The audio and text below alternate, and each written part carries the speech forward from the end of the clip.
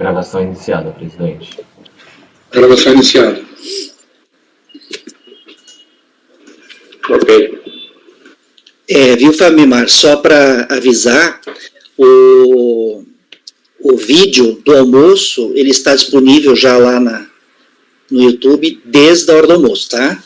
Já foi disponibilizado lá. Tá ok, obrigado. De nada. Então, colegas, vamos dar seguimento à nossa sessão de julgamento do período da tarde, do dia 6 de agosto de 2020, dando sequência pelo item 109 da pauta. O último item julgado antes do intervalo foi o item 108, de relatoria do conselheiro Márcio. Agora vamos dar seguimento à sessão de julgamento pelo item 109. Em verdade, são dois itens do mesmo contribuinte, os itens 109 e 110, ambos de relatoria da conselheira Ana. Ana, pode então passar... Você vai iniciar pelo 109 mesmo, né, Ana? Isso. Então, pode iniciar a leitura do relatório e já passar para o voto. Trata-se de recurso voluntário interposto da decisão que julgou procedente, em parte, a impugnação apresentada contra a notificação de lançamento de imposto de renda pessoa física, ano calendário 2005, decorrente da revisão de declaração de ajuste anual, que apurou dedução indevida de previdência oficial e compensação indevida de imposto de renda retido na fonte. A impugnação foi julgada procedente, em parte, em decisão assim imentada. E aqui eu estou colando a decisão, a ementa, né? O contribuinte foi cientificado da decisão e apresentou recurso voluntário, sustentando a juntada de novas provas, a glosa indevida da dedução de contribuição previdenciária e a ausência de compensação indevida do imposto de renda retido na fonte. Sem outras razões, é o relatório. O recurso é tempestivo e preenche os demais requisitos, assim dele conheço e passo a análise da matéria. Das alegações recursais. Eu vou pular um pouco a parte teórica em relação à verdade material, que eu estou discorrendo, em relação às provas que ele está juntando em recurso voluntário.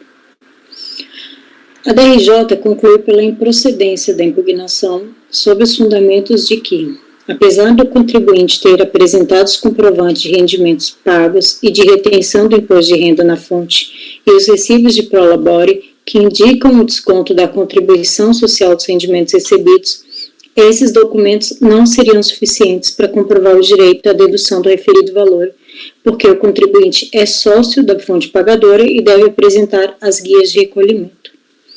Em sede de recurso voluntário, o recorrente anexou novos documentos, a fim de comprovar o devido recolhimento da contribuição social descontada e do imposto de renda retido na fonte.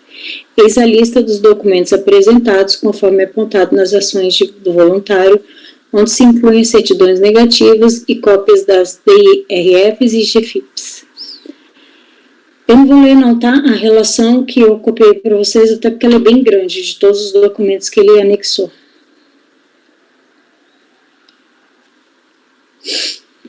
Como regra geral, a prova deve ser apresentada na impugnação, contudo, tendo apresentado os documentos comprovatórios no voluntário, razoável se admitir a juntada e a realizada do seu exame. Nesse sentido, é o entendimento desse órgão e eu colacionei aqui algumas emendas nesse sentido. Assim, passo a análise da controvérsia. Em relação à glosa de contribuição previdenciária, a fiscalização glosou a título de dedução indevida de previdência oficial o valor de R$ 3.158,34. O recorrente alega que a glosa é indevida e que fez a devida comprovação das retenções do valor.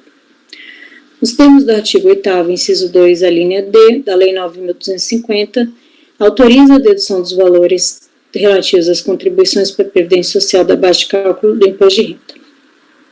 Os documentos anexados pelo recorrente demonstram que o recorrente se desincumbiu do ônus que lhe competia, com o destaque das certidões negativas que foram por ele apresentadas.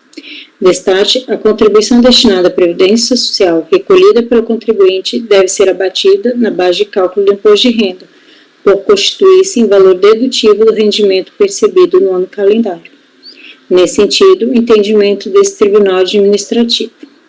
Nesse ponto, entendo que assiste razão recorrente e o recurso deve ser provido para afastar a glosa das deduções dos valores recolhidos à Previdência.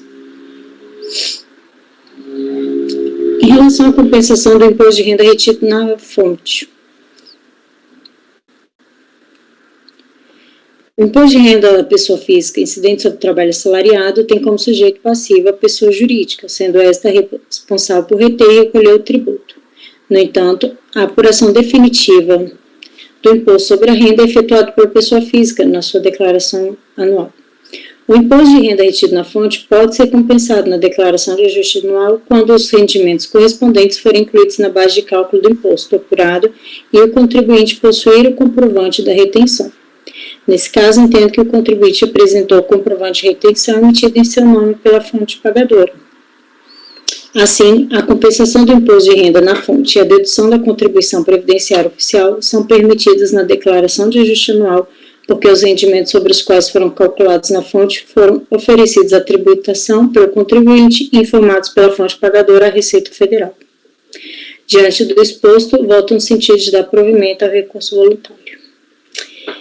Em relação às provas, que foram aquela parte que eu pulei, ele traz, além das certidões negativas das empresas, que são as fontes pagadoras dele, ele traz também as próprias declarações das empresas, e nelas tem o registro desse recolhimento na fonte. E ele traz também as guias de recolhimento da contribuição previdenciária. Então, eu entendo que restaria comprovado que houve a retenção na fonte dos valores. Ok, Ana. Eu estou dando uma olhadinha aqui no processo. Se alguém quiser fazer algum comentário, pode falar, tá? Pode fazer o comentário. Alguém caiu? A Renata caiu.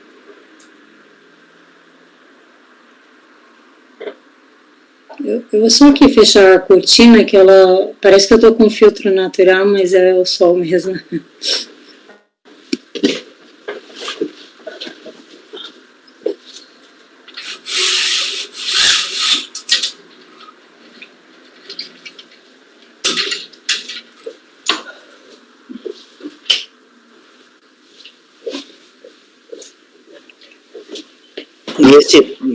Nesse processo aqui, a DRJ fala que tentou localizar os recolhimentos nos sistemas, né, e não tinha achado.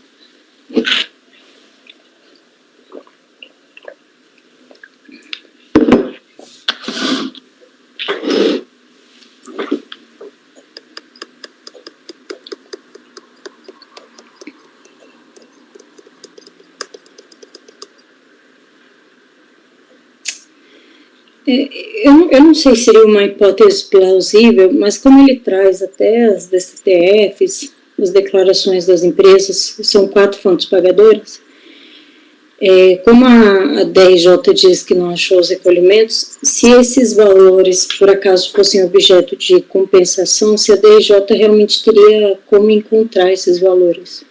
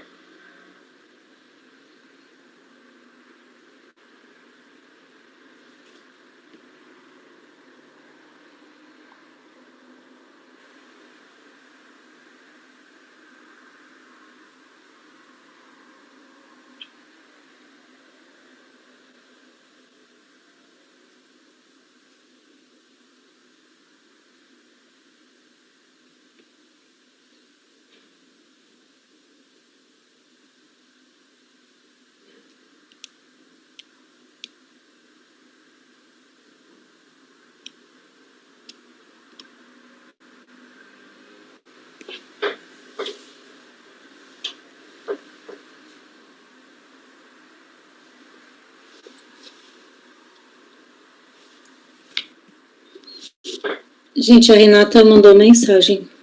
Ela disse que está reiniciando tudo.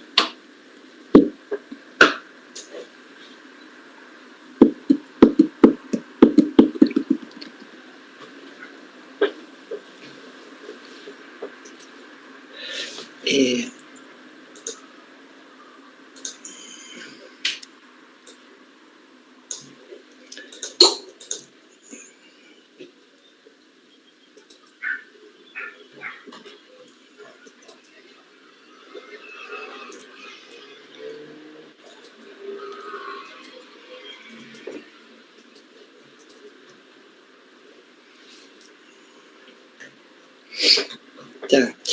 Ana, só um esclarecimento. Você restabeleceu a dedução de contribuição previdenciária e de imposto remetido na fonte. A DRJ manteve a glosa porque ele não tinha comprovado para a DRJ que houve o recolhimento, né? Que foi feito o recolhimento, que como ele é sócio e tal, teve que comprovar, né?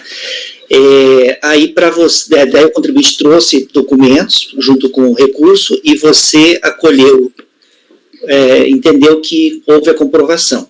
Os documentos que ele traz com o recurso, o que é? DIRF?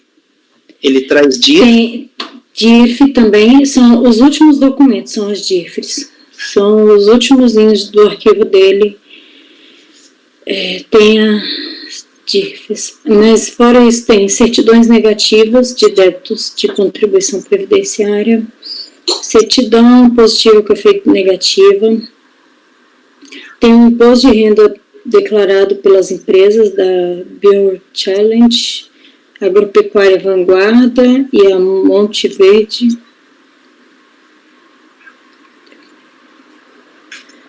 A DIRF... Porque a DIRF é uma declaração, né? É uma declaração.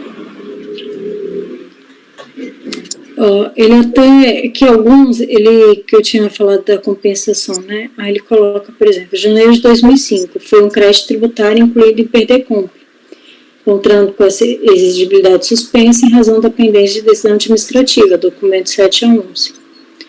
Fevereiro, agosto e novembro de 2005, crédito tributário extintos por pagamento, conforme comprovam os demonstrativos de saldo a pagar dos débitos IRR fonte das DCTF dos respectivos comprovantes de arrecadação.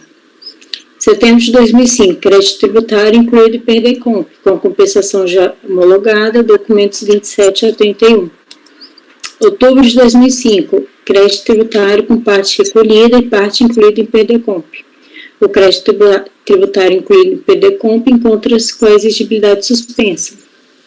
Dezembro de 2005, crédito tributário com parte recolhida, conforme comprovam o demonstrativo do saldo a pagar do IRR-fonte, da DCTF e o comprovante de arrecadação, e parte incluída em perder-compra já devidamente homologada.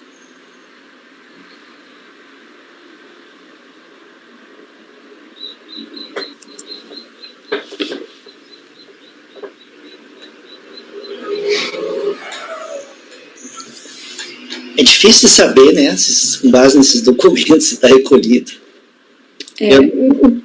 O que eu achei também, que como a empresa traz as declarações, se ele não tivesse pago, se a empresa, né, tudo bem que ele é sócio, eles não teriam essas certidões negativas. Agora, a questão da certidão é em função do que ela declarou, né? Se ele não tiver constado isso na GFIP, o que ele constou, ele pagou, então a declaração por si só não provava.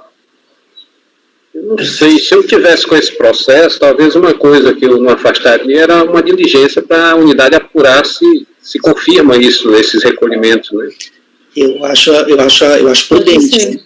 Eu acho prudente. Tá, olha, até está declarado em GFIP. O problema é que ele colocou um arquivo de protocolo de envio que não fecha com o relatório que ele apresenta. Não dá para conferir. O protocolo de envio da declaração GFIP não dá para conferir com o relatório que ele colocou. Ele tem que botar o resumo da declaração GFIP para poder conferir o número de registro de arquivo. Isso não tem em lugar nenhum. Agora, de fato, ele está declarado nos meses de 2005 na categoria 11, ou seja, como contribuinte individual. Tá, ele mais 4 pessoas. O problema é que não dá para verificar a autenticidade desse relatório, que é onde ele consta o nome dele e o desconto. Tá? Mas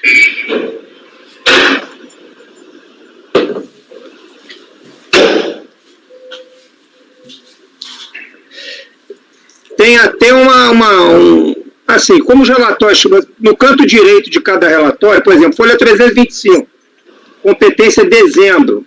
Lá no canto superior direito do relatório tem data e hora. Folha 325, da competência 12. Só para dar um exemplo para vocês.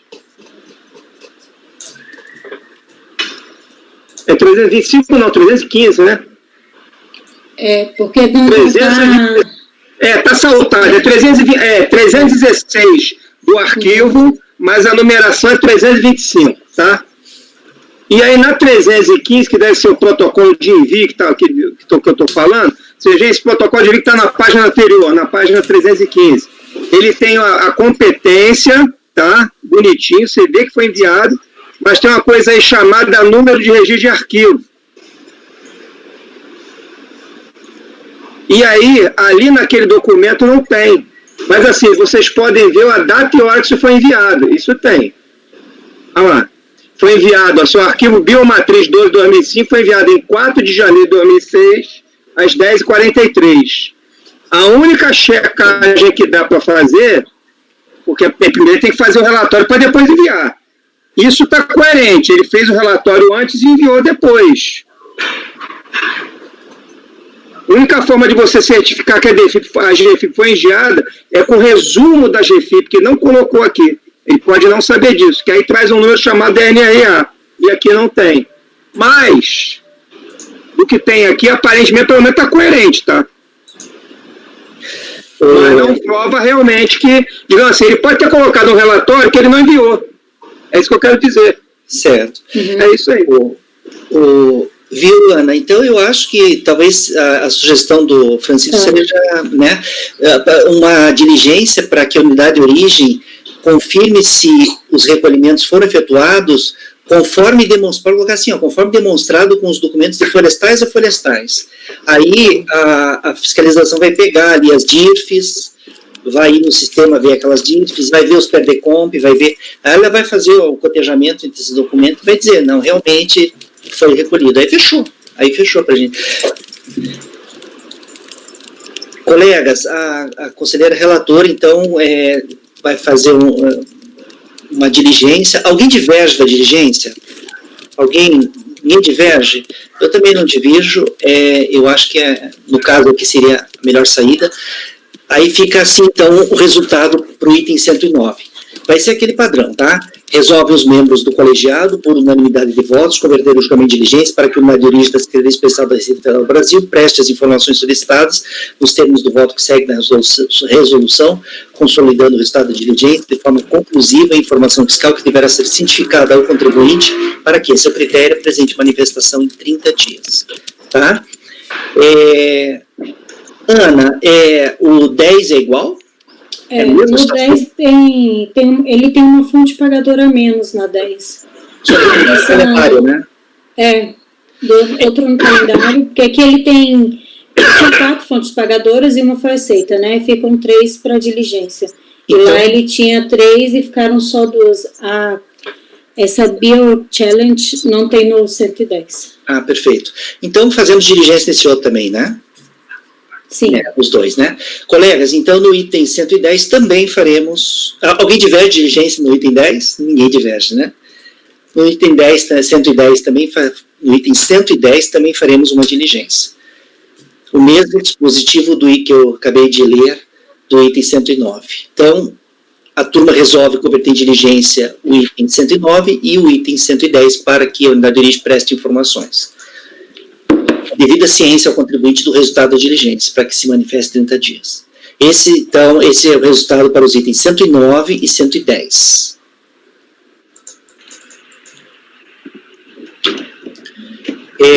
Colegas, Ok, Ana, podemos seguir, né? Sim. Colegas, vamos então passar para o item 111 da pauta, de relatoria do conselheiro Márcio. O item 111 é do contribuinte Francisco Fontes Rupsel. Francisco Fontes Rupsel. Item 111. Márcio, pode então iniciar a leitura do relatório e passar na sequência para o voto. O presente auto de infração, presidente, refere-se à glosa de despesas escrituradas no livro caixa e despesas também médicas e com dependência e construção, neste caso por ter apresentado cupons fiscais emitidos por máquinas registradoras. Aí a gente vai entender mais ou menos isso aqui. Porque no julgamento da DRJ, a autoridade julgadora consignou que os cupons emitidos por máquinas registradoras são válidos apenas para a comprovação das deduções, quando neles estiver contida a data, a descrição dos bens e a identificação do comprador. Na verdade, esses cupons, peço desculpa, ele se refere às despesas escrituradas com o livro caixa também. Já confundo no artigo 75, inciso 3º do antigo regulamento do imposto de renda, do já revogado, as despesas a título de livro caixa são aquelas necessárias à manutenção da atividade produtiva. No caso de escritório compartilhado, as receitas comuns são rateadas na proporção do faturamento de cada pessoa, obedecendo aos seus princípios da equidade e da razoabilidade. Quanto às deduções com dependentes médicas e construção, houve acatamento daquelas comprovadas por documentos hábeis. No recurso, ele entabula, resgatando o histórico de sua atuação profissional e a constituição de pessoa jurídica, e depois passa o conteúdo da acusação fiscal e do acordo recorrido. Ele contesta, basicamente, a legalidade do rateio de despesas e face do imóvel onde exerce suas atividades não estar compartilhado com outros profissionais, mas com pessoa jurídica que integra como advogado e constituída a posteriori instalação profissional no imóvel número 411. Se não há 2 ou mais profissionais, mas só profissional em empresa, não poderia haver o rateio do aluguel enquanto a sala número 410 continua sendo de propriedade do recorrente.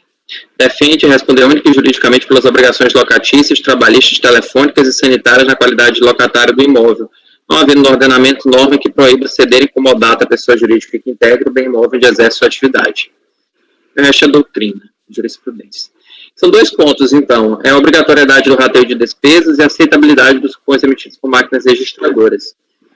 Para começar no rateio de despesas, aí eu vou fazer uma leitura mais ou menos na íntegra, tá bom? Tendo visto a utilização concomitante da sala número 411 pelo recorrente pela pessoa jurídica, escritório de advocacia Francisco Rupsel, fiscalização efetuou o rateio entre despesas comuns, considerando o percentual das receitas auferidas por cada contribuinte nas proporções indicadas mês a mês no termo de verificação fiscal. Essas proporções elas foram tomadas a partir da receita de cada empresa. A autoridade julgadora de primeira instância anuiu este procedimento de rateio em decorrência do disposto no artigo 75, inciso 3º do regulamento do imposto de renda. Quais os pontos que levanta o contribuinte? Tem algum microfone aberto, tá? Acho que é o do... É o do Marcelo. Pronto. Quais são os pontos levantados? A inexistência de 2 ou mais profissionais, mais de pessoa física, advogado, pessoa jurídica, sociedade que integra, constituída com o propósito de atender ao cliente em Bahia. A inexistência de rateio da sala número 410, de propriedade do recorrente. A inexistência de norma que impeça de ceder em comodato a pessoa jurídica que integra. De ceder em comodato o imóvel à pessoa jurídica que integra. Fica mais claro. O equívoco em considerar que a sala número 411 restou alugada para ser ocupada pela pessoa jurídica, em virtude do lapso temporal que separa a data de locação e a data de sua constituição. Aí eu trago aqui o artigo 6º da Lei 8.134, que conceitua as despesas escrituradas com o livro caixa, né, prevê a dedutibilidade das despesas escrituradas com o livro caixa. E aí eu concluo que verifica-se que as despesas dedutíveis são a remuneração a terceiros, desde que tenham vínculo empregatício, tais como salários, encargos trabalhistas e previdenciários, os emolumentos pagos a terceiros e as despesas de custeio necessárias à percepção da receita e à manutenção da fonte produtora. Dessa forma, para que as despesas possam ser consideradas de custeio, necessário se faz que estejam relacionadas à atividade exercida, sejam realizadas no ano calendário correspondente à declaração, seja necessária a percepção do rendimento e a manutenção da fonte produtora e esteja escriturada em livro caixa comprovada através de documentação idônea. A delimitação dos critérios para as despesas dedutíveis afasta critérios subjetivos para o cálculo do imposto devido, em face da objetividade da legislação de regência. No caso concreto, o contribuinte, ele é o sócio titular do escritório de advocacia Francisco Rupsel, ao lado da esposa, a senhora Edith Mesquita Rupsel, que está situado este escritório no mesmo endereço, vamos identificar por salas, na sala número 411. É, portanto, notória a confusão entre pessoa física e pessoa jurídica, bem como também o escriturar as despesas no livro caixa da pessoa física, reduzindo ali o valor do imposto devido. Cabe ressaltar que a pessoa jurídica optou pela tributação na sistemática do lucro presumido, que é fato incontroverso, modalidade que não existe necessidade de comprovação das despesas consumidas, adotando esse percentual de presunção. É, na verdade, uma aversão para a pessoa jurídica do desconto simplificado, dadas as suas devidas vênias. Não havendo como mensurar individualmente o valor utilizado pelas pessoas físicas e jurídicas, ou seja, dentro do imóvel de sala número 411, não havendo como mensurar a proporção de quanto cada um utilizou de energia elétrica, a autoridade, por exemplo, a autoridade fiscalizadora optou pelo método da proporcionalidade para efetuar o rateio de despesa mais próximo da realidade, considerando o total da receita das pessoas físicas e jurídicas, face à confusão entre as despesas de ambas. O rateio das despesas não está previsto na legislação, mas é decorrência desta, mais precisamente do vínculo intrínseco que deve haver entre as receitas recebidas e as despesas necessárias à percepção destas receitas. Assim, entende-se perfeitamente cabível que se promova o rateio, não apenas na hipótese de 2 ou mais profissionais ocuparem o mesmo imóvel, como também quando forem pessoas físicas e jurídicas, esta integrada por aquele, por disposição do princípio contábil da entidade e do princípio da autonomia patrimonial da legislação civil e empresarial. Em síntese, significa dizer que pessoa física e pessoa jurídica não se confundem. Mesmo que não exista norma civilista que impeça de ceder em comodato à sala pessoa jurídica, a norma tributária que exige a vinculação entre as despesas de custeio no livro caixa, a necessidade de percepção de receita e a manutenção da fonte pagadora, não havendo, no caso concreto, um mecanismo objetivo para dissociar aquelas destas finalidades. Daí o recurso ao rateio com base na receita oferida por cada entidade é a solução mais adequada à questão. Oportuno destacar que o histórico trazido pelo contribuinte no recurso voluntário não está coerente com os dados informados na declaração de ajuste anual, no tocante à data de aquisição da sala número 410. Eu trago esse ponto, mesmo podendo não trazê-lo, já que ele está fora do objeto de litígio, a gente está tratando apenas das despesas escrituradas referentes à sala 411, apenas para fluxo de resposta ao contribuinte. Bem, em relação a isso, em janeiro de 2001, conforme a descrição do bem, ou no curso do ano de 2000, que é como ele afirma, também não havendo meio de provável confirmar considera o aluguel da sala número 408, esta sim o objeto do litígio. Entretanto, o marco cronológico não interfere no apreço do caso concreto, que é de direito, não de fato, daí porque a conclusão do acordo recorrido de que o recorrente alugou a sala extra para a pessoa jurídica ser irrelevante ao deslinde da questão, que é esse trecho aqui embaixo. Ele apenas traz um elemento indiciário, né? Ele afirma que a sala 411 foi alugada porque ele sentiu a necessidade de ter um espaço extra para a pessoa jurídica. O fato é que a lei exige a estrita vinculação da despesa escriturada em livro caixa, finalidade nela estabelecida, não sendo razoável admitir que a pessoa jurídica funcionaria sem, por exemplo, endereço físico, secretária, energia elétrica ou água encanada, nem que o comodato acertado privativamente entre as partes pudesse interferir na relação jurídico-tributária que é de direito público. É bom ressaltar que existem despesas nos autos em titularidade da empresa, como esta que eu trouxe aqui, por exemplo, da WaveNet, na folha 135, cujo sacado é a advocacia Francisco Rupsel e Associados. Para tanto, basta que pensemos através da lente do princípio da isonomia.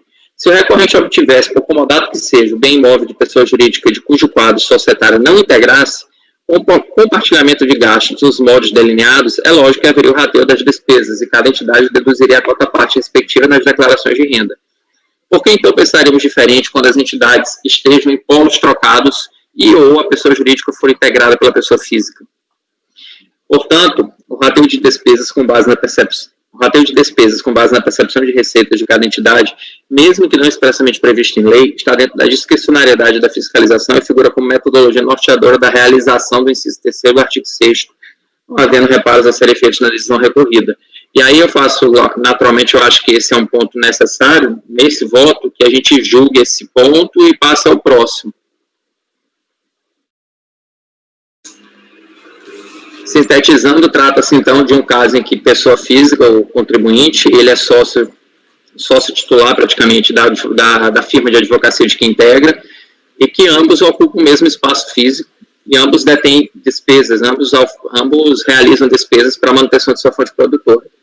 Só que o contribuinte ele deduz integralmente todas as despesas do espaço, ao passo que a fiscalização entende que ele deveria ratear essas empresas com a pessoa jurídica de que integra, e aí pelo princípio da entidade, que são pessoas, são figuras diferentes, diferentes. Você acha melhor julgar já essa parte antes? Não sei, porque a não ser que haja divergência. A não ser que não haja divergência, eu posso continuar a leitura. Não sei.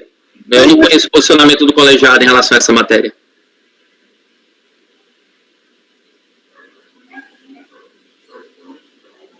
Quer que eu continue a leitura, então?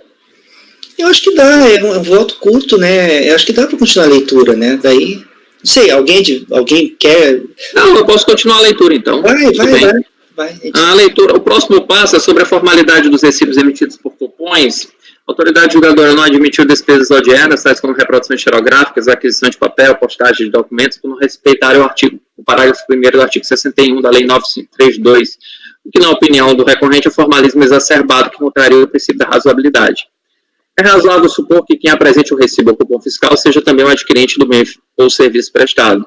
Entretanto, não é possível imaginar que a legislação, ao admitir a redução da base de cálculo do imposto sobre a renda mediante aproveitamento de despesas escrituradas no livro caixa, não exigisse o mínimo de comprovação da efetiva ocorrência.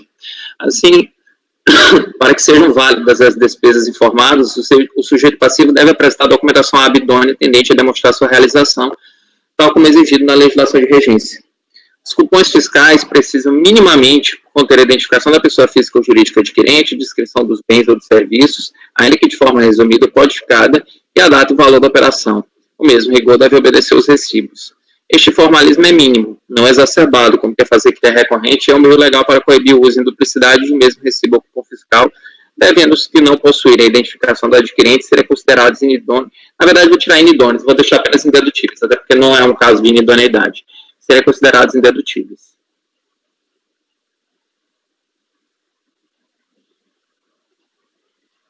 Agora, se quiser votar. Agora sim. Colegas, em relação ao item 111 da pauta,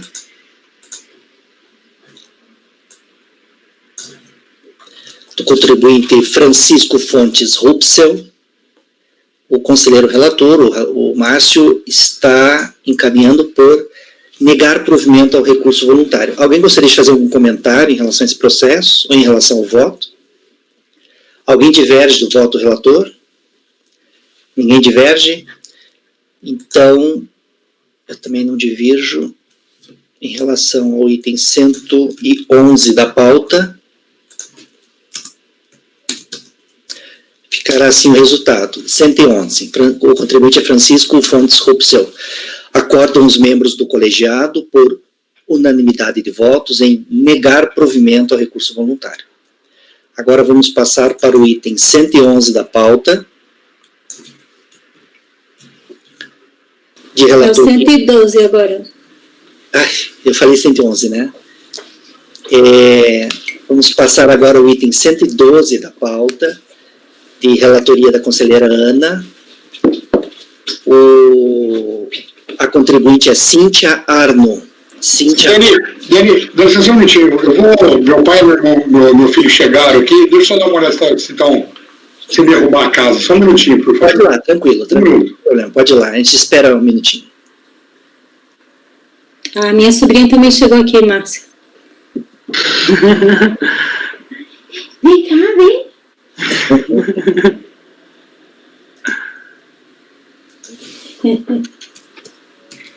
Eu já falei que a próxima vez que eu for a Brasília, eu posso provocar um rapto canino. Eu não tenho controle das minhas atitudes. Olha aí, ó. Olha só. Ela estava passeando agora. Dá um oi aqui, está tímida. Nossa.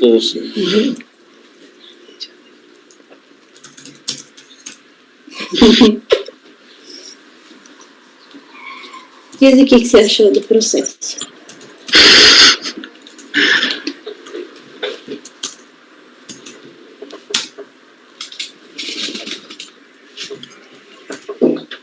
Pronto, obrigado. Desculpa, gente.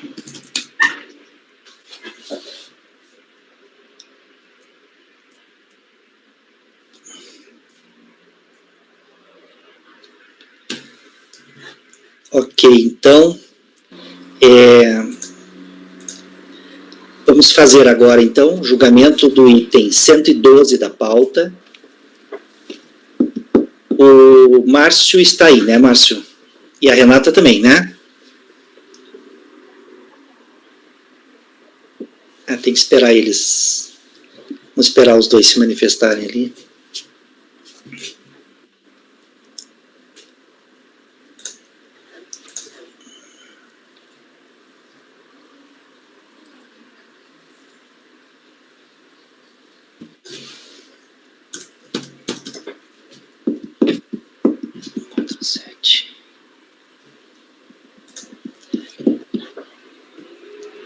Tá, Renata tá aí. Márcio, estamos aguardando só você agora.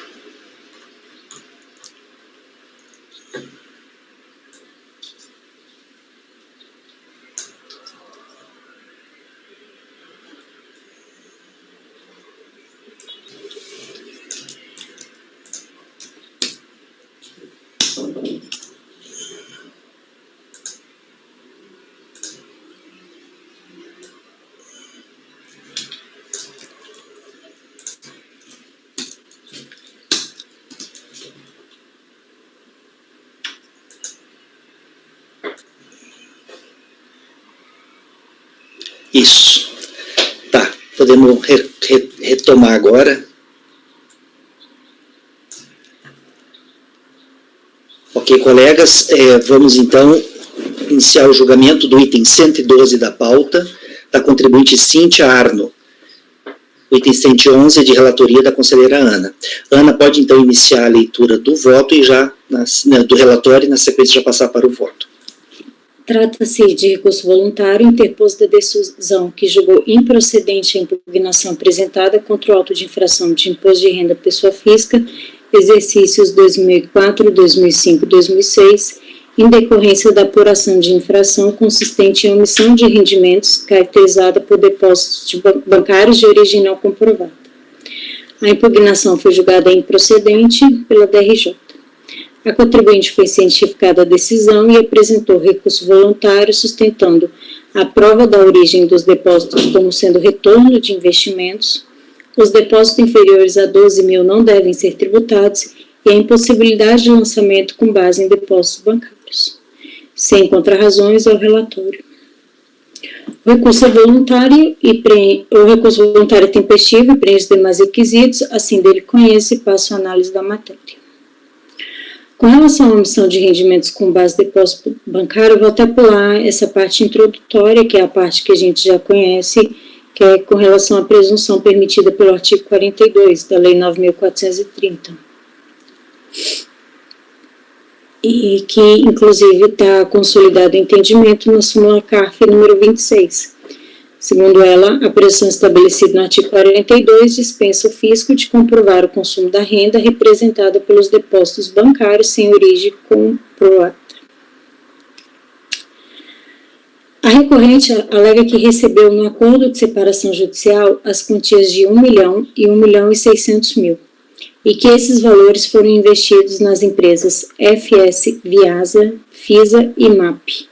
Assim, ela informa que, na medida das suas necessidades, ela solicitava determinadas quantias das referidas empresas, das quais eram creditadas em sua conta corrente através de TEDs. Essa seria a origem dos depósitos bancários. Vejamos. De fato, consta nos autos documento judicial que corrobora a afirmação de que ela teria recebido 1 milhão e 1.600.000 no acordo de separação judicial. Consta nas folhas 95 esse documento. Consta no termo de verificação fiscal que esses valores não foram considerados como depósitos sem comprovação de origem. E aí eu copiei aqui essa parte do termo de verificação fiscal. Quanto à alegação de que os depósitos recebidos de sua conta se referem a retorno dos valores investidos na empresa FS, Fiasa, FISA e MAP, a recorrente não juntou um documento sequer que pudesse comprovar suas alegações. Não esclareceu nem que empresas são essas, não há CNPJ, não há identificação, quiçá a informação de qual valor foi investido em cada uma delas, nem o momento de investimento e de retorno. Não há qualquer extrato ou contrato. A recorrente afirma que teria confiado quase 3 milhões em investimentos junto a essas empresas, pois teriam oferecido um retorno mais rentável do que aquele tido junto com, então, à época, Unibanco, mas mesmo assim não possui um só comprovante dessas transações. Mais que um ônus, é dever do fisco, em face da legalidade, tipicidade e indisponibilidade do interesse público, investigar e verificar a ocorrência do fato jurídico tributário, segundo sucede-se no mundo fático. Assim, não se comprovando a origem dos demais depósitos bancários, configurado está o fato gerador do imposto de renda. Do exposto, a pretensão recursal não merece prosperar, já que a recorrente não se desincumbiu de provar a origem dos depósitos bancários. No tocante aos depósitos inferiores a R$12 mil, também sem razão a recorrente.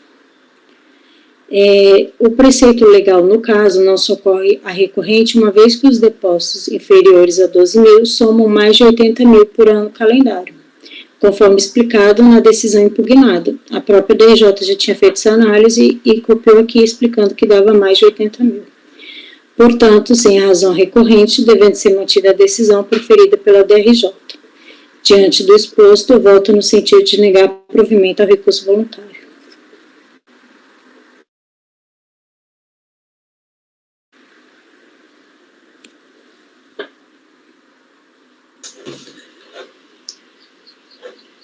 Só um instantinho, Ana.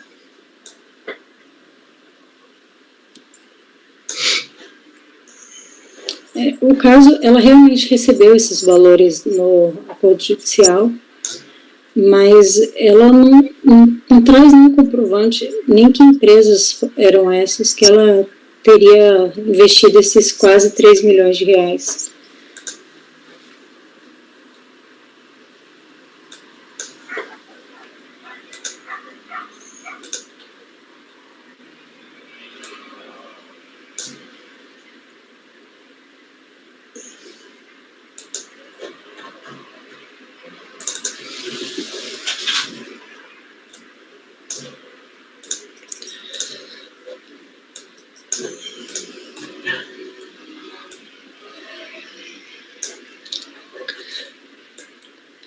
Bem, colegas, em relação ao item 112 da pauta, da contribuinte Cíntia Arno, a conselheira relatora está votando no sentido de negar provimento ao recurso voluntário. Alguém gostaria de comentar o processo, ou o relatório, ou o voto? Não? Alguém diverge do voto da relatora? Também não. Então, em relação ao item 112 da pauta, estará consignado na seguinte decisão. Item 112.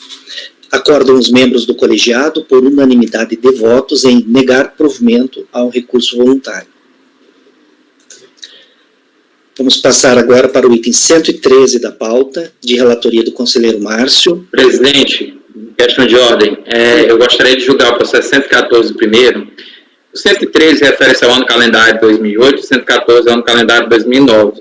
Em ambos os anos calendários, há a mesma alegação de pensão alimentícia. Só que no ano calendário 2009, há também uma outra, que é a omissão de rendimentos. Então, eu prefiro julgar aquele mais geral, mais amplo, e aí o 113 a gente pode chegar à conclusão, que é o mesmo caso, é o mesmo fato gerador por decorrência.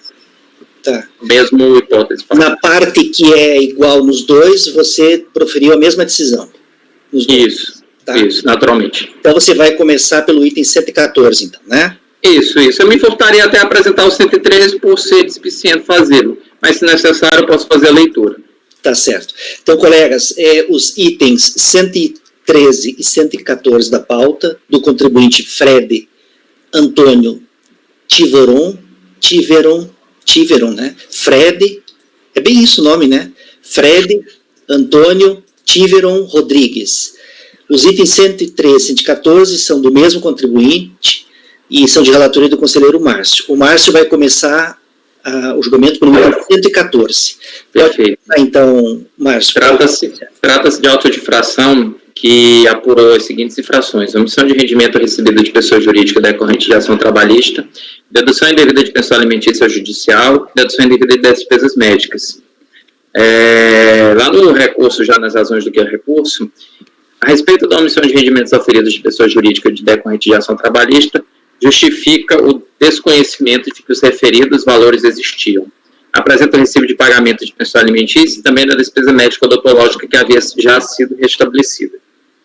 Ele também formalizou um aditivo, que acrescenta que apenas em setembro de 2009 recebeu comprovante de rendimentos pagos, depositados nos autos da reclamatória trabalhista.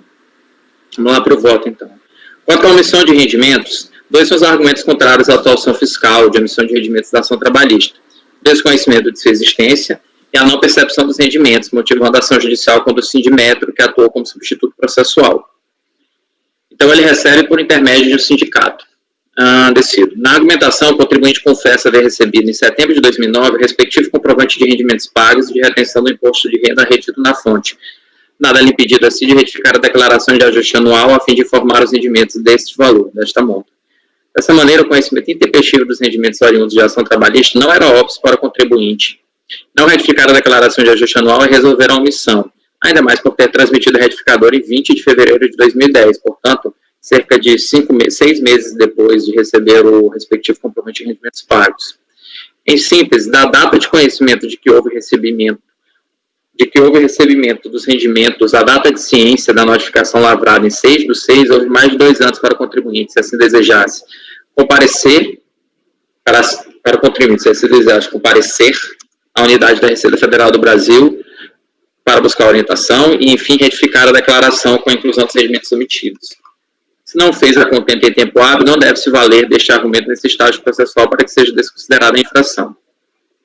Quanto ao argumento de que não percebeu de fato os rendimentos oriundos da ação trabalhista por ausência de repasse do Sindimetro, deve recorrer à legislação tributária quando conceitua o fato gerador do imposto de renda. E aqui eu chamo a atenção à disponibilidade não apenas econômica, mas também jurídica. Faço então aqui a distinção doutrinária entre os dois, que não é uma distinção pacífica. Eles são possibilidades distintas de fato gerador. A disponibilidade econômica pressupõe a possibilidade de usar ou gozar da renda ou proventos, representando acréscimo do patrimônio. A outra, disponibilidade jurídica, reflete o direito de crédito que o contribuinte tem sobre determinado rendimento. Assim, esta, para a configuração de renda tributável, defende um título jurídico que garanta um direito líquido e certo de crédito, não necessariamente exigível, enquanto a disponibilidade econômica decorre de acréscimo patrimonial, acréscimo financeiro, ainda que não consubstanciado em título jurídico. Aí eu trago doutrina aqui de Hugo de Brito de Machado e trago também aqui jurisprudência da STJ que, embora divirja do entendimento doutrinário no pertinente ao significado dos conceitos, ele esclarece que a tributação de renda não exige efetiva disponibilidade financeira do recurso, mas apenas a verificação do acréscimo patrimonial. Trago também aqui o RO, que é o recurso ordinário da 29ª Vara de Trabalho de Porto Alegre, que assim decidiu em 21 de janeiro de 2011, não havendo mais incidente processual desde então, em consulta à Justiça do Trabalho da 4ª Região. Porque, como eu falei, como eu mencionei no preâmbulo, o contribuinte ele fala que ele não recebeu esses rendimentos do Sindimetro. E aí ele entrou com uma reclamatória trabalhista contra o sindicato. Ante o exposto, julgo procedente em parte essa movida por Fred Antônio Tivera Rodrigues e condena esta parte a pagar aquela acrescida de juros e correção monetária a quantia supra de 59.992. Ainda tem honorários e custas. Contudo, em que pese a reclamatória trabalhista movida contra o Sindimetro, em face da não percepção financeira das verbas trabalhistas devidas por empresa de trens urbanos de Porto Alegre, quando aquela atuava como substituto processual do contribuinte, houve, em verdade, a aquisição de disponibilidade jurídica substanciada no título jurídico da reclamante, que não poderia ingressar em juízo em nome de terceiro se não houvesse procuração neste sentido.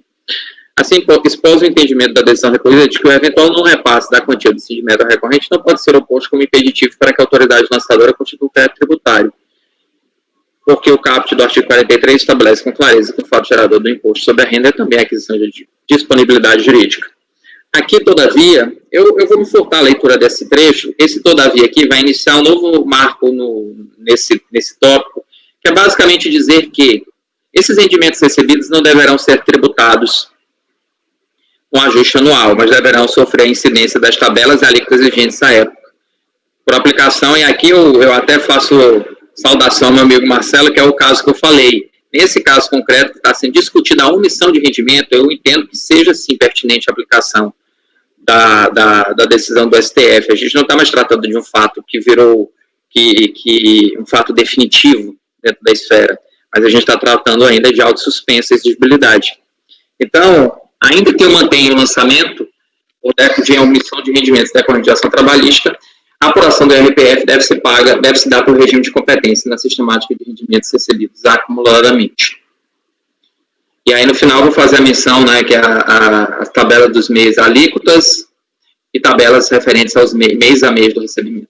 Quanto à pensão, eu trago aqui o artigo 4º, inciso 2º, que prevê a dedutibilidade da pessoa alimentícia.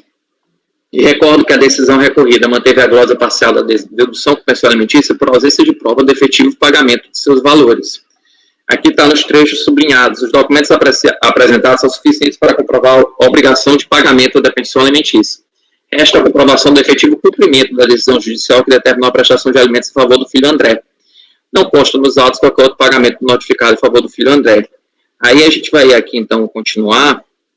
Trago o artigo 73, que lembra que todas as deduções são sujeitas à comprovação e justificação a juízo da autoridade lançadora, e o contribuinte, apenas para comprovar esse pagamento, ele traz um recibo de folha 177, assinado por Deana Vessel Rodrigues, que é a representante do André, a curadora do André. Então, o recibo é esse que vocês podem ver na tela, eu apenas copiei e colei, é um recibo único, referente ao ano todo, então seria o equivalente a uma quitação anual. Nele constante, então, se recebeu de Fred Antônio, a CPF, a quantia edital, correspondente a 40% de seus rendimentos recebidos no decorrer do ano de 2008. Você colocou o recibo aí? Coloquei, vocês não estão vendo, não? Eu não sei os outros. Está na outra folha. Estou vendo. Está na outra folha. Depois eu vou tirar esse recibo naturalmente. Eu só trago dentro da minuta, que é para facilitar a análise da prova. Não, desculpa, eu pensei que você ia mostrar na tela. Não, está no voto. É porque às vezes, eu inclusive vou começar a fazer mais rápido disso, porque é mais fácil até para olhar algumas tabelas, algumas coisas, depois a gente tira os arquivos, as imagens, quando fizer a revisão. Bem, eu me valho do artigo 29 do PAF, e digo que o recibo apresentado não serve como prova de efetivo pagamento, e assim não pode ser oposto ao ofício federal para restabelecer a quantia declarada. Ele é prova de quitação entre partes, nos termos do artigo 320 do Código Civil, mas seu efeito é mitigado perante o ofício federal por este sujeitar-se a normas de direito público que regem a relação tributária. Aqui eu entendo que caberia a ele comprovar o efetivo ônus financeiro suportado em virtude do pagamento da pessoa alimentícia, com a apresentação exemplifica de extratos bancários, de cheques nominais, ou mesmo a prova de saques em data coincidente ou próxima estabelecida ao pagamento da pessoa alimentícia, mas não tentar fazê-lo pela mera apresentação de recibo único datado de 19 de dezembro. E ainda traga indícios nos autos que demandam prova robusta para eventualmente restabelecer a dedução. Ou melhor, que exigem provas mais robustas para restabelecer essa dedução. Ele apresentou 3 retificadores. Nessas 3 retificadoras, ele vai variando o valor da pensão alimentícia. Não é naturalmente algo concreto, é algo apenas circunstancial, mas é prova indiciária. Se considerarmos a declaração de ajuste anual, retificador e finalizada, é possível confirmar que os rendimentos tributáveis do contribuinte totalizaram 202 mil, além dos isentos ou não tributáveis, sujeitos para um total de 234 mil, tendo a versão declarada correspondida a mais de 43,8% do valor dos rendimentos do contribuinte. De novo, aspecto circunstancial indiciário, não conclusivo. Começar a abrir do ônus da prova no fato constitutivo é do contribuinte, 373, julgo que o recibo não é apto a demonstrar cabalmente a efetiva ocorrência do pagamento e do desembolso financeiro, não constitui verdade apta a infirmar o lançamento em questão, sobretudo porque há indícios objetivos caracterizados na inconsistência de valores declarados na declaração de ajuste anual e na extrapolação do percentual determinado pela decisão judicial. Então, presidente, ao largo, ao todo, eu nego provimento em ambas as infrações, tanto a omissão de rendimentos, pelos fatos já apresentados pela pensão alimentícia, pela manutenção da não prova do efetivo pagamento ou do efetivo desembolso financeiro, mas revejo a maneira de cálculo, a forma de cálculo da omissão, como eu falo aqui no final. Quando da execução desta decisão, recalcular o imposto devido usando as tabelas e as alíquotas vigentes em cada mês de referência dos rendimentos recebidos. Aí eu vou concluir que é referente à ação trabalhista. É isso, presidente. O outro caso, então, só para concluir, o 113 é apenas a pensão alimentícia. Então, se vocês abrirem, vocês vão ver só a infração da pensão. Aí está há quantos anos, sabe? Não chegou a ver? Não entendi. Como? Cortou, né? A pensão está estabelecida há quantos anos? Tem ideia? Não, chegou a ver? Eu não entrei nesse juízo porque eu estava apenas analisando o efetivo pagamento. Certo, não, tudo bem. Mas ela tá cumprida de acordo com as normas de direito de família, isso não está em contestação aqui. Não, porque você fez uns levantamentos aí indiciários. Não, mas é porque ele apresenta declarações de ajuste anual no mesmo ano calendário, que ele fica variando o valor da pensão. Não entendi, não faz muito sentido para mim, porque se ele pagou 100 mil, o valor de 100 mil é fixo, né? Por isso é que eu falei do que está lá estipulado, que talvez até corroborasse esses indícios que você levantou. Então, nesse caso eu poderia, eu analisando o recibo, eu poderia até me ficar convencido de que ele é apto, mas nesse caso concreto eu não acho que ele seja apto justamente por causa desses elementos. Ok, colegas, em relação ao item 114 da pauta, do contribuinte Fred Antônio Diveron Rodrigues, o conselheiro relator, o Márcio, está votando por negar provimento ao recurso voluntário, porém está solicitando, né, que seja recalculado o imposto devido, utilizando-se as tabelas e alíquotas vigentes. Eu fiquei em dúvida nisso, presidente, se eu botaria parcial provimento nesse ponto. Ele pediu isso? Não, então não. Então deixamos assim mesmo. porque naturalmente vai haver uma redução drástica no montante apurado, né? Tem as tabelas no processo, Márcio? Você chegou a identificar? Não. A fiscalização trabalhista? Não fiz esse juízo, não. Porque para aplicar lá, a pessoa precisa da tabela, né? Aí ele vai ter que intimar o contribuinte a apresentar ao juízo. Eu sei, assim, eu só falo para deixar, no meu, eu costumo botar esse ônus, assim, de ser, e não tendo, para o cara, assim, para o interessado trazer essa planilha, né? Porque como é que a delegacia aplicaria se na hipótese do contribuinte não trazer a tabela e não ter no processo? É só essa questão, entendeu? Entendi, é uma questão mais de ordem. Acordam, se ele não tem um elemento necessário. É uma questão de ordem executória, né? Eu costumo condicionar isso, ou a ter no processo, eu escrevo, né? Ou então o interessado a apresentar as planilhas lá da reclamatória, para facilitar a vida da unidade. Eu entendo a tua preocupação, mas nesse caso aqui, é até uma matéria, eu não vou dizer que é um conhecimento de ofício, mas é um recálculo. O contribuinte talvez nem fizesse juízo de ter que apresentar a tabela, entende? Não, correto, mas aí ele vai se interessar em trazer essas tabelas. Quando ele vê a decisão, né, de todo o interesse dele, creio eu, né? Nesse caso aqui eu submeto a súmula. Na verdade, nesse caso eu acho que até tem, deixa eu ver aqui, tem uma carta de concessão memória de cálculo. Não, isso aqui é aposentadoria? Será que é isso aqui? Pode ser isso aqui. Não, é o nome da mãe, desculpa, não é dele. Eu submeto a turma, isso é uma mudança só de redação, mas eu realmente acho que o Gregório sumiu, né? Sumiu.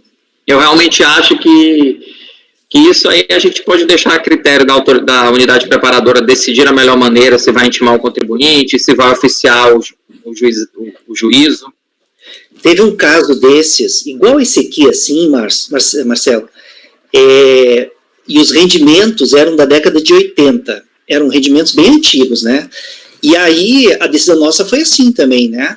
E aí eu recebi um ofício da unidade preparadora na forma de embargos, meio que como se fosse um embargo, perguntando para nós como executar, porque eles falaram que não tinha no sistema as declarações da época e tal. Aí a gente respondeu que caberia à unidade decidir como fazer isso, a gente não tem como. O que a gente fez aqui é decidir, a gente fez certo. Como executar isso aí, a unidade preparadora, ela tem que chamar o contribuinte, intimar o contribuinte, o CARF está dando provimento nessa parte, ou está pedindo recálculo, só que a gente precisa da comprovação, né? Daí o contribuinte tem que ir lá na fonte pagadora dele, tem que, né? Eu sei que é difícil às vezes, de épocas muito antigas, mas a unidade de origem, ela tem que ir atrás, né? Ela tem que dar um jeito, né? A gente não... Assim, Délio, eu entendo, mas assim, esse exemplo é até bom para, digo assim, para a validade do meu argumento. Eu só coloco um parágrafo, alguma coisa, esclarecendo, interessado, traga a planilha. Vou ter condicionando a aplicação. É que daí a gente tá Não, mas eu acho isso errado. Condicionar a aplicação da norma ao interessado trazer a planilha, eu acho errado. Eu acho que a gente pode dar sugestões. Condicionar a aplicação é a existência da planilha. Eu não sei. Se vai ser trazida pelo interessado, se ele vai dar a intimação. Eu discordo de ti, mas se não achar a planilha? Eles são inteligentes, eles vão saber achar uma forma de dar cumprimento a isso. Né? Eles sabem como fazer. Mas pode se não achar a planilha, ele não executa, então. Não conseguir a planilha. Aí o contribuinte vai impugnar a não execução. Eles vão, é aquilo que o Dani falou, eles vão achar uma forma de executar isso, eles têm que saber como fazer, a gente não tem que direcionar o como fazer, a gente faça. Se eu estivesse na unidade preparadora, eu dava um jeito. Eu entendo a preocupação. Olha só, você intima a justiça, eu não sei nem se é o caso. Eu não sei nem se é o caso, mas você intima a justiça diz para você que não tem. Você pergunta ao contribuinte, ele diz que não tem. E aí, o que eles fazem? É essa situação que eu estou colocando. Mas eu estou entendendo tudo que vocês estão falando aí. É que a gente não tem... Mas nesse caso... Eu não fiz uma decisão condicionante. Eu vejo que a solução, Marcelo, nesse caso, nessa hipótese que tu falaste, do contribuinte não ter, do juiz não ter, é cancelar o lançamento. Porque o contribuinte não pode ter o ônus, porque no caso é uma omissão, é diferente de uma dedução. A omissão, quem constitui o fato é a fazenda. E aí, se a fazenda não constituiu adequadamente o fato... Só que eu acho que ele não vai cancelar o lançamento, porque isso também não está escrito no acórdão, né? Não, aí vai rolar um embrólio. Vai dar um embargo. Um embrólio administrativo judicial, mas a nossa parte, como o Dani falou, eu considero que esteja feita, que é decidir que a forma de cálculo, a forma de apuração do imposto de devido está errada e deve ser aplicada correta. E assim, como eu já trabalhei na parte de cobrança, pessoa jurídica, eu vi que ao determinados acordos existe uma dificuldade em você entender o que o julgador, às vezes, do CARF quis dizer para fazer. Aqui está bem claro, né? Ou para executar. Às vezes, não está claro. Tá claro. Aí a dificuldade não é da clareza do texto, a dificuldade seria, talvez, de você ter um elemento para fazer. Entendeu? Mas eu tenho uma ideia, vamos votar primeiro, aí depois a gente... Não, tá certo. Não, Marcelo, não sabe nem se a infração vai ser mantida, né? Marcelo, como você atuou no outro lado, você sabe bem como é que é essa questão de execução dessas decisões, eu entendo perfeitamente o seu ponto de vista, entendo perfeitamente. Mas eu acho que aqui a turma, né, a gente deixou bem à vontade a unidade preparadora para decidir como executar, né?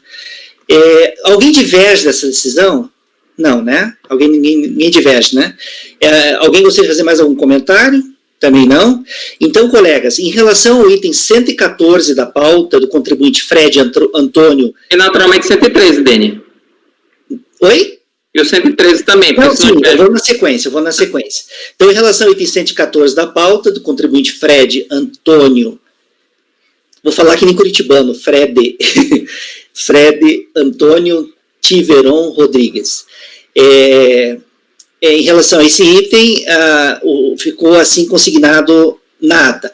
Acordam os membros do colegiado, por unanimidade de votos, em negar provimento ao recurso voluntário, devendo, porém, quando da execução desta decisão, ser recalculado o imposto devido, utilizando-se as tabelas e as alíquotas vigentes em cada mês de referência dos rendimentos recebidos. Esse é o item 114. No item 113, eu até já abri aqui o acordo e o próprio relator já esclareceu, no item 113 tem só a questão da pensão, né, Márcio? E ele está negando o provimento, da mesma forma que negou provimento no item 114. Então, no item 113, o relator então encaminha por negar provimento ao recurso voluntário. Alguém diverge do entendimento do relator em relação ao item 113? Ninguém diverge? Alguém gostaria de fazer algum comentário? Não? Então, em relação ao item 113 da pauta, ficará assim: acordam os membros do colegiado, por unanimidade de votos, em negar provimento ao recurso voluntário. Tá? Então, esses foram os itens 113 e 114 da pauta. Agora são 5, vamos ver a hora certa aqui, só para 5h28 agora, né, 17h28, então nós temos mais um tempinho aí para...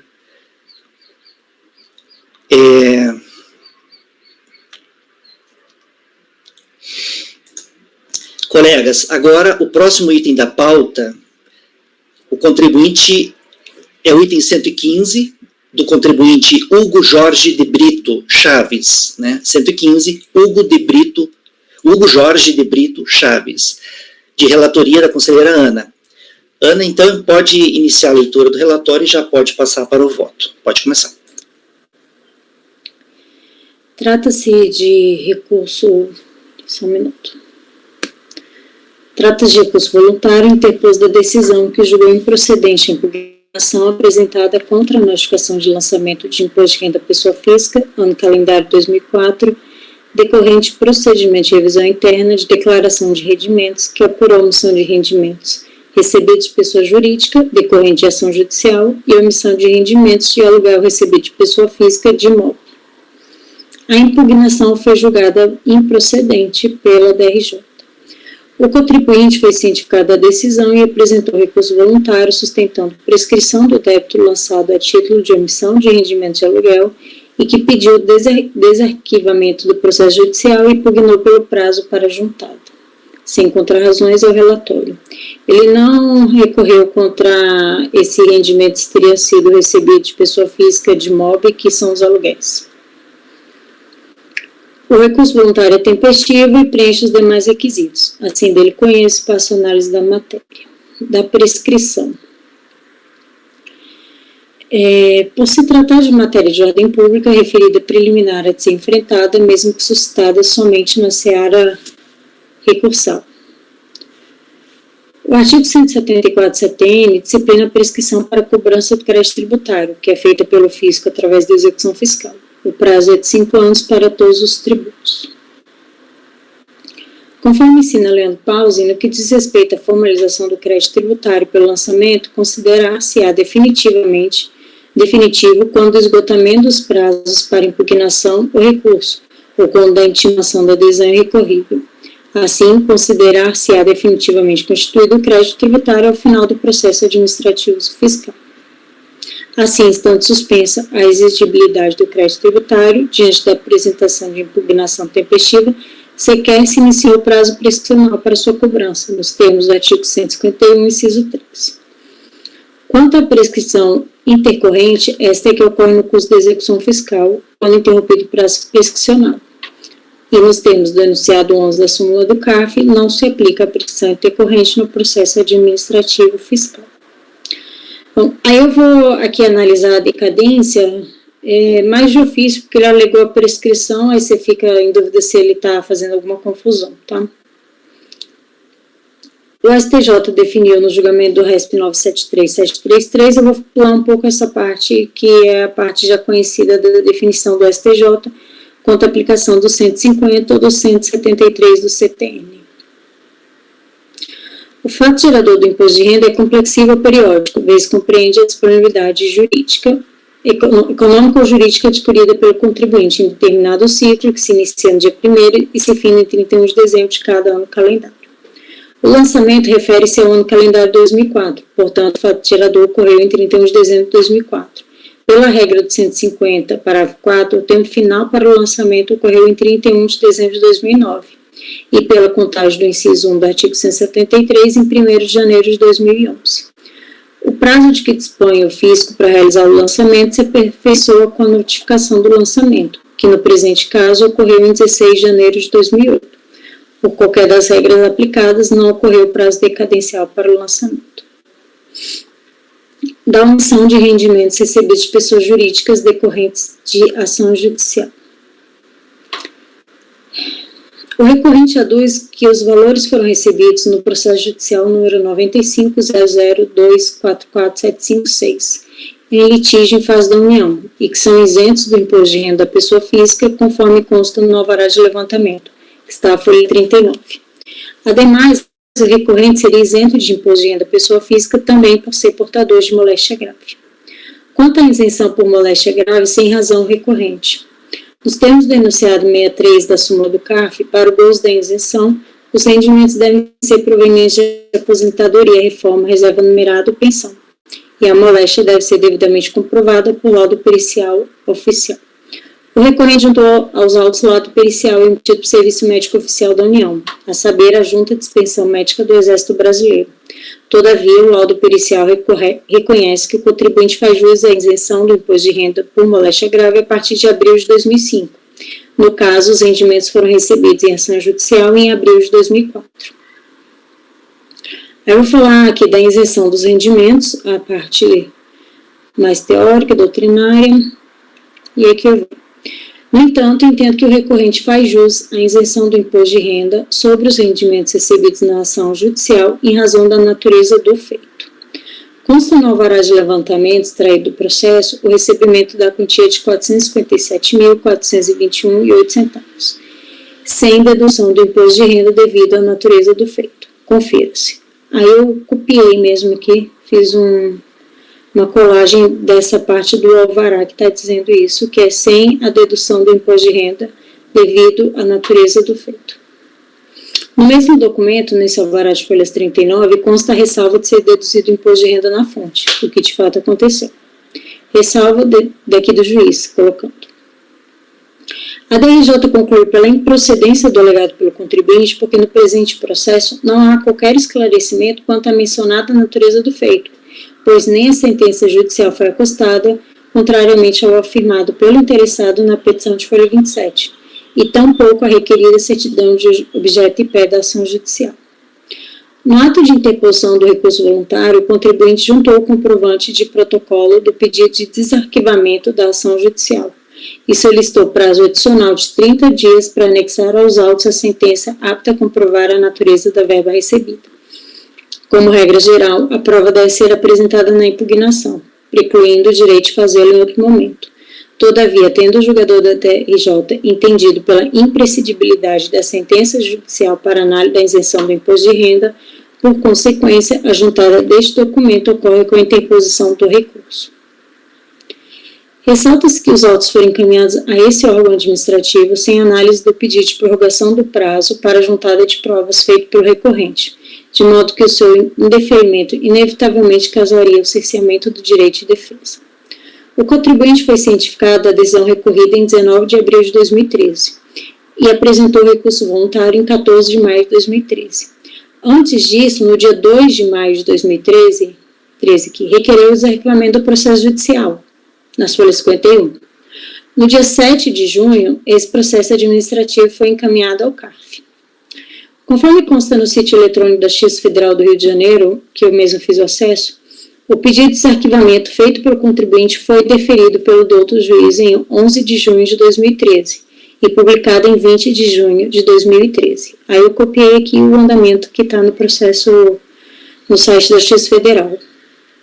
Aqui o juiz deferindo o desarquivamento e embaixo o andamento como ficou. Nada obstante, o alvará judicial de levantamento extraído do processo é documento apto a comprovar que, em razão da sua natureza, a verba recebida é isenta de tributação. No alvará judicial, o juiz competente expressamente informou que a quantia seria recebida pelo contribuinte sem dedução do imposto de renda devido à natureza do feito, de modo que não deve ser mantido o lançamento fundado na omissão dos rendimentos recebidos em decorrência desta ação judicial. Nesse sentido, é o entendimento deste órgão julgador. Aí eu colei aqui um julgado. E aqui embaixo eu falo um pouco do princípio da verdade material, que eu já falei nos outros processos, e do ônus probatório existente nos processos.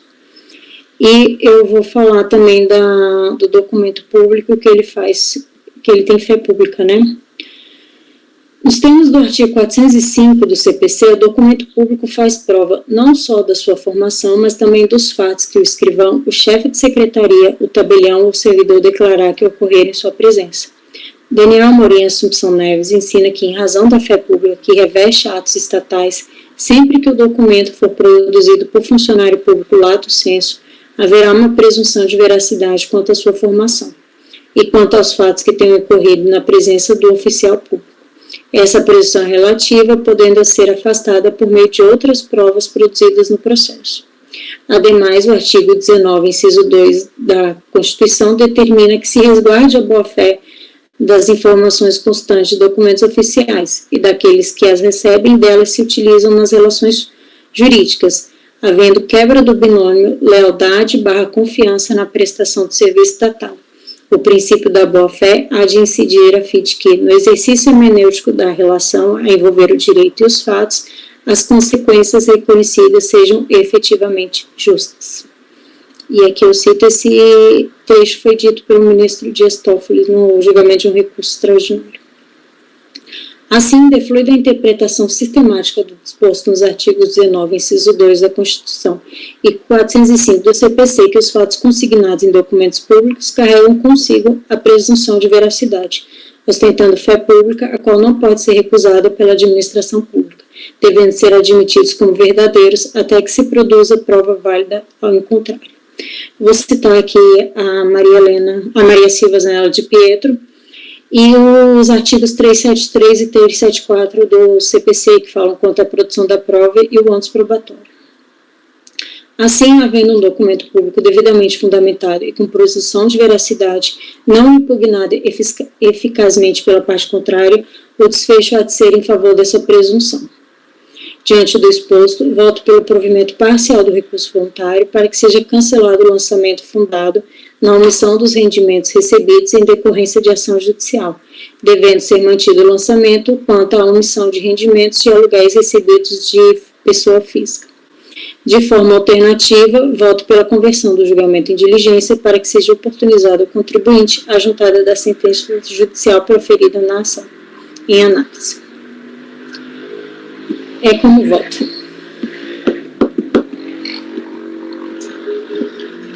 Ok, Ana, só a título de esclarecimento, tu descaracterizou a omissão de rendimento por se tratar, a teu entender, de verba isenta. Mas qual é a natureza do rendimento isento? Então, é isso que eu estou falando, não me interessa, porque o juiz atestou. O juiz está atestando e eu não posso ir contra o que o juiz está dizendo. Porque o que a DRJ me disse, olha, eu preciso da sua sentença para saber o que tem ali. Só que eu estou dizendo assim, não, mas olha só, o juiz está dizendo que não é. Eu não posso pedir a sentença para dizer, o juiz disse certo ou errado, porque aquele documento do juiz tem total fé pública. E eu não posso ir contra isso. E nem a DRJ produziu qualquer prova e a fiscalização de que o juiz falou uma coisa incorreta. Então, no caso, o contribuinte tem a favor dele esse alvará e o juiz declarando que o rendimento é isento. Onde que está a informação do juiz, Ana? Aí eu estou vendo... Folha 39? Deixa eu ver. Na folha 39 eu não estou achando aqui. Ana, você, nessa mesma decisão judicial teve retenção de imposto na fonte? Teve. E eles nem estão aqui contestando também. Nessa folha... É na 39 mesmo, Dani. Que está escrito processo tal, proposto, tal, não federal... Tal. No final do parágrafo, Dani, o parágrafo que tem assim, autoriza o senhor gerente da Caixa Econômica, aí no final desse parágrafo tem sem dedução do imposto de renda devido à natureza do feito. Sem dedução do imposto devido à natureza do feito. Tá. O que mais estava assim, me preocupando nisso aqui é se a União teria feito parte nessa ação, né? Porque quando é uma ação judicial, isso é muito comum, a gente vê muito na justiça isso, o juiz lá, uma ação entre particulares e a União não faz parte da ação, né? E aí o juiz decide lá que não vai incidir imposto de renda sobre determinada verba e a União não fez parte. Aí é complicado a gente acolher aquela decisão do juiz se a União não fez parte. Mas aqui é uma ação contra a União, né? Mas assim, gente, por que o juiz fez a ressalva para fazer a dedução do imposto de renda na fonte? Estou sem entender até agora. Mas se o juiz... Ele deu uma decisão para não fazer, aí depois ele ressalvou dizendo que determinou fazer a dedução. Onde que está essa ressalva? Ela mesmo colocou no acórdão dela aí, está lá, estampado lá.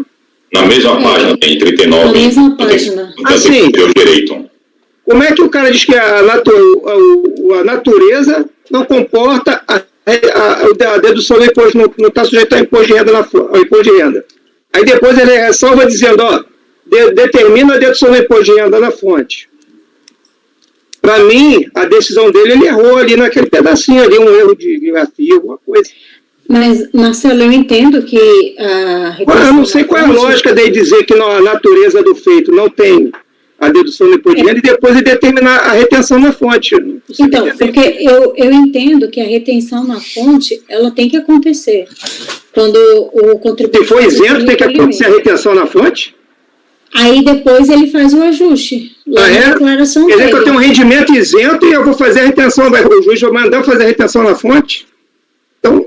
Por exemplo, se a minha isenção decorre porque eu tenho uma moléstia grave, por exemplo, o juiz ali, a princípio, não tem nada a ver com a ação, supondo. Eu tenho a retenção, aí eu vou lá na minha declaração depois e eu faço o ajuste. Então, eu entendo que a retenção aqui, ela é um procedimento padrão que tem que acontecer. E ele fala, em razão da natureza do feito, não tem o recolhimento do imposto de renda.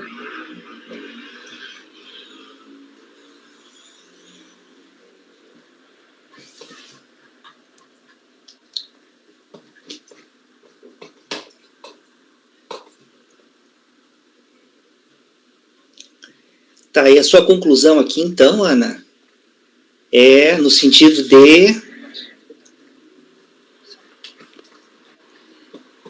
de dar parcial provimento, porque a outra omissão dele, que seria os valores que ele recebeu de aluguéis, que teriam sido comprovados pelo de imóvel, ele não recorreu. E a DRJ não reconheceu a isenção sobre o rendimento recebido nessa ação porque ele não tinha trazido esses documentos da ação, né? A sentença só, os outros documentos estavam lá, que é isso aqui que ele tem, o alvará, o alvará está aqui, né? Os outros documentos ele juntou. Aí a DRJ falou, eu preciso da sentença para saber qual foi a natureza dos rendimentos, para saber se eram isentos ou não. Ou seja, se era indenização, se era... E aí ele pediu o desarquivamento. Ok. Fala, Francisco. Ana está trazendo aí também uma segunda, subsidiariamente, se o grupo, se for o caso, de converter em diligência para comprovar isso daí. Essa questão de decisão judicial, de ação judicial, às vezes é muito... Às vezes nem tudo que a gente precisa para decidir está no processo, né? E quando está, não está claro, né?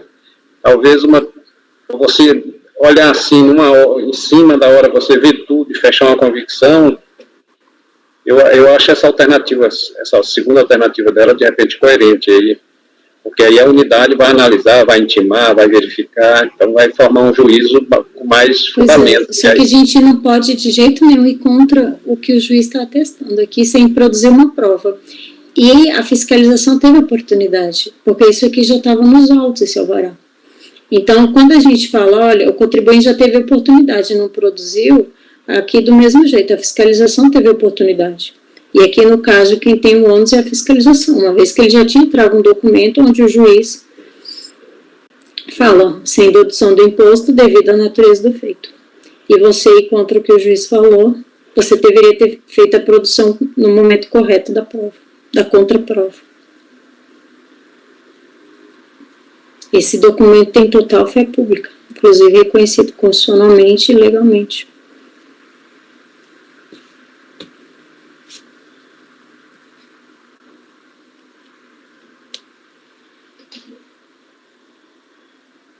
Colegas, querem votar já? Estão em condições de votar? Condição? Francisco, podemos votar ou você acha que... Podemos, sim, podemos. Podemos votar? Eu vou votar, fazer a coleta nominal dos votos. Márcio, como você vota? Eu vou divergir, presidente. Eu na verdade, ainda estou confuso com isso. O que o Marcelo trouxe é muito pertinente. Ter um rendimento isento e que foi determinada a retenção da fonte. Porque não, a Ana tem razão num ponto, mas não está tão certa no outro. A retenção não é obrigatória no rendimento isento. Não existe isso. É obrigatória a contribuição previdenciária oficial nas parcelas remuneratórias em que incide a contribuição previdenciária, assim como é obrigatória a retenção na fonte dos rendimentos em que incide a retenção na fonte. Então, se ele é um rendimento de natureza isenta, vamos supor que ele seja uma verba indenizatória ou que ele seja uma verba alcançada pela moléstia grave, Ele não deveria vir com uma retenção destacada. Me parece aquele caso, ele tem dois bônus nesse caso, né, que seria a não declaração do rendimento e o usufruto da retenção na fonte. Tá. Mas aí onde...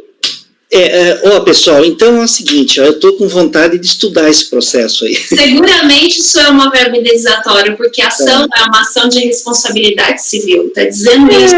Eu não discordo, não, deve ser mesmo, até porque o juiz ele não ia dizer natureza, sabe? Ele não ia usar o termo por sua natureza. Ele poderia dizer, não deduza o imposto retido pelo seu valor, ou não deduza por qualquer outro motivo. Ele falar por sua natureza, significa que a natureza do rendimento é não tributável, ou isenta. Se vocês votarem contra, eu vou no recorte lá de vocês e vou usar em todos os meus votos para dizer que o lançamento não tem presunção nenhuma de veracidade. Se o juiz não tem, o lançamento não tem. Eu não tenho problema com o juiz, o que eu estou preocupado é com mas se o juiz está dizendo que os rendimentos, ele fala a natureza dos rendimentos. Agora, vai falar assim, o lançamento diz, fala, quem é o lançamento? A sentença do juiz também não é nada, vai ser usado. E falar assim, a prova, aqui no caso, a prova era, não estou rindo não, estou falando bem sério. Bem sério, e vou até escrever artigo sobre isso, e vou falar, e a prova aqui também, que o momento de produção da prova da fiscalização não foi atendida, e agora o do contribuinte tem que ser? Por quê? Agora, gente... Jogar com 2 pesos e 2 medidas... Eu ia sugerir que o Márcio pedisse vista do processo. O objeto da ação está descrito na imagem que ela colou do extrato da ação, responsabilidade civil. Está escrito aqui qual é o objeto da ação. É uma ação indenizatória isso. Essa meta eu vou até ligar. Eu não discordo, não. Eu não duvido mesmo, não, que seja. O que me incomoda, o que me deixa encucado é essa compensação da natureza da ação. Colegas, mas o juiz diz a natureza da ação, ele pode entrar com uma ação contra você, dizendo, como assim, eu sou um agente público aqui no meu cargo, e você está dizendo que eu escrevi aqui devido à natureza do feito, você diz que não? Olha, pedir vista, eu vou pedir vista, tá? Só vou avisando aí. Então, porque tem fonte, né, gente? Oi? Tem fonte aí, né? Tem fonte, tem esse título aí, mas se tem uma fonte, por que o juiz, por que determinou essa fonte aí? Então, porque de repente a denominação em si pode ter parcela de tributário e parcela isenta. Então, por isso que eu acho que é difícil. A gente, com esse processo só, do que está aí, não sei, por isso que a minha opinião seria essa da diligência. A gente está no avançado à noite. Tem 2 pontos. Primeiro ponto é que a gente está quase avançando na noite, né? A Ana não está errada quando ela fala que a natureza está descrita. Eu não duvido que seja mesmo um rendimento isento. O que me incomoda é a compensação na fonte do imposto retido, porém, a compensação da fonte do imposto retido não foi objeto da autuação. Tá, Márcia, a próxima vez que você for no Rio, você aproveita e vai lá na X Federal. 70 pediu desarquivamento, e esse cara aqui com 90 anos, ele conseguiu, lá em 2013, pedir. E o desarquivamento ele pediu. E ele conseguiu ainda ser deferido isso aqui. Eu sinceramente, na época eu era advogada, falava X Federal do Rio de Janeiro, falava o quê? Vou nada, vou ser desempregada aqui, ó, vai lá, não dá. E ele conseguiu aqui, e os autos foram remetidos antes, sem nem dizer o prazo que ele pediu. E o prazo que ele pediu é super justo, e assim, é uma contraprova contra uma coisa que a DJ falou. Não é um documento que ele está trazendo agora, esqueci de trazer. Não, porque o alvará já estava aqui. Aí a DRJ que falou, não, mas eu quero ver a sua sentença. Então, Deni, tu vai pedir vista, Deni? Eu quero estudar esse caso aí. Eu vou pedir vista então, eu vou fazer o pedido de vista. Até porque seria pedido de vista de qualquer forma, aí a gente poderia mudar o resultado. Então não adianta coletar toda a rodada de se for o caso da gente propor uma diligência, eu quero estudar bem o caso, para ver se é o caso de diligência. Eu não quero sair aí divergindo da Ana, assim, sem pensar bem. Mas assim, parece que tem uma inconsistência nessas duas situações, né? Eu estou colocando porque a própria Ana, ela propõe, né, como alternativa a diligência, né? Se o grupo... Mas eu acho que antes... Pois é. A diligência tua seria para quê, Ana? Você concorda com a diligência, Ana? Eu coloquei no voto de forma alternativa para oportunizar o contribuinte de juntar a sentença, mas assim, juntar também de uma forma que seja justa para ele, porque ele já tinha pedido desarquivamento e os autos foram encaminhados para o CAF sem análise. Então, considerando o trâmite que é pedir um desarquivamento de um processo físico, e se é que ele existe, esse processo de 2013, que seja devidamente oportunizado a ele. E não é em 30 dias, eu acho que alguém vai conseguir um desarquivamento. Para mim, no Rio de Janeiro, é pelo menos alguns anos aí, de um processo de 2013. Tá. Olha, e de qualquer forma, eu acho que a vista é melhor mesmo, sabe? Eu quero dar uma estudada nesse processo, até para na hora de decidir sobre a diligência, né? Se ninguém pedisse vista, eu ia pedir, assim. Mas então já fica com vista.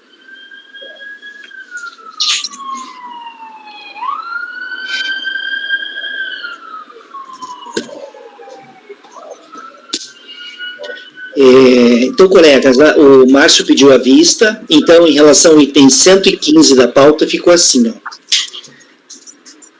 Só um instantinho.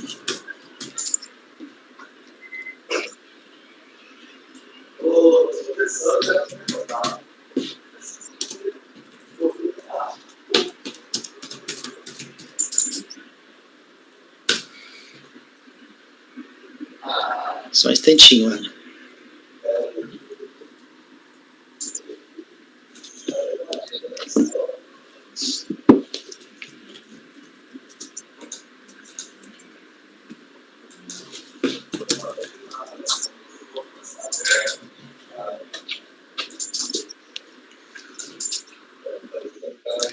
Tá, colegas, ficou assim então, ó. No item 115 da pauta, do contribuinte Hugo Jorge de Brito Chaves, ficou assim: vista para o conselheiro Márcio, sendo convertida em vista coletiva. A relatora apresentou seu voto, dando provimento parcial ao recurso voluntário, cancelando o lançamento fundado na omissão dos rendimentos recebidos recebidos em ação judicial. Posso deixar assim, Ana? Tirar a decorrência em ação judicial? Não.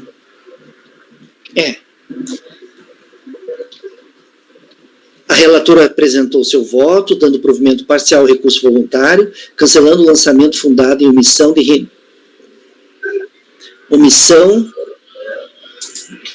fundado na omissão dos rendimentos recebidos em ação judicial.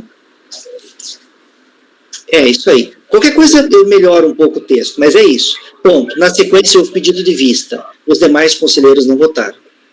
Lembrando que aqui, Ana, é só essa tua decisão agora, né? A gente, no julgamento, você pode mudar, a gente pode converter em diligência, você pode, né? Então é isso. Eu consignei aqui que a vista do Márcio e que você está dando parcial provimento ao recurso voluntário. E na sequência houve pedido de vista. Ok? Fica assim, pessoal. Eu quero dar uma estudada nesse caso aqui, meio... Depois que É bom dar uma olhada aqui. Colegas, eu creio... Nery, se quiser fazer o 122, ele é bem rápido. Olha... Se não quiser também, tudo bem. Não, eu até gostaria de fazer. Mas não dá tempo. Falta 3 minutos. Então tá, maravilha. Tá, eu acho que em 3 minutos não faz, né? Porque o nosso, o Fabimar, né, o nosso assessor de gravação, ele tem horário, né, Fabimar? Exato. Então, Fabimar, a gente vai, agora falta, no relógio aqui, falta 2 minutos e meio para as 18 horas, então a gente vai encerrar a sessão de julgamento nesse momento, ok? Então, Fabimar, pode encerrar a gravação, Francisco...